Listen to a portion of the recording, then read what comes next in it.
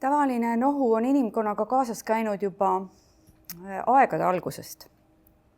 Ja see on kõige sagedamini esinev nakkushaigus, mida põetakse lausa 12 korda aastas teinekord.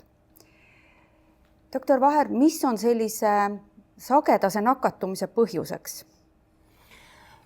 See, kui palju me mõtisklesime viimase 2-3 aasta jooksul selle üle, et kas ma ühte või teise kollektiivi nüüd lähen või kas ma poodi lähen, kas ma bussiga julgen sõita, viitabki kõik sellisele samale probleemide rägastikule, mis on seotud ülemiste hingamiste ja viirusinfektsioonidega. Rahvarohked kohad, ventilatsiooni puudulikkus, see, kui pühitakse nina ja see käsi jääb selle sekreediga kokku ja siis võetakse näiteks kusagilt kinni, mida siis teine inimene pahaaimamatult puudutab ja siis oma selle määrdunud käega läheb oma näo kallale.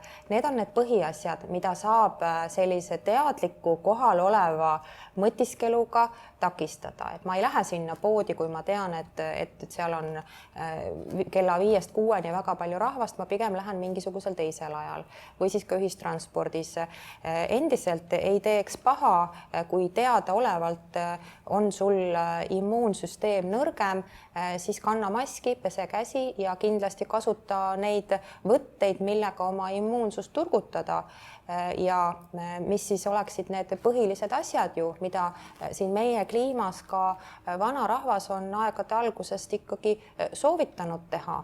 Füüsiline koormus mõõdukalt, mida toona rakendati tööna, saunas käimine eestlaste puhul kindlasti ja nüüd uue aja mõistetena piisav vedeliku tarbimine, vitamiinid, mitmekesine toit ja kindlasti ka hea ööuni.